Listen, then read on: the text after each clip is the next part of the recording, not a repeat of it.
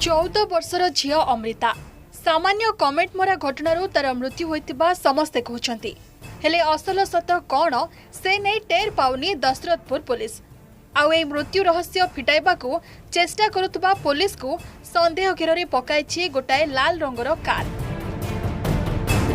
3 September 2022 गोटे काल शनिवार नवम श्रेणी रे पाठ पढ़ुवा अमृता स्कूल फेरी ट्यूशन बाहरिला।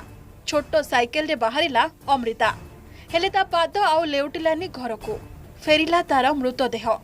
पोखरी भितर उद्धार हैला शव।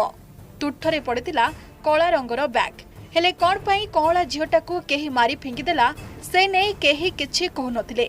पुलिस तदंत आरंभ कला। पाखरे थिबा दुकान घरर सीसीटीवी जांच कला।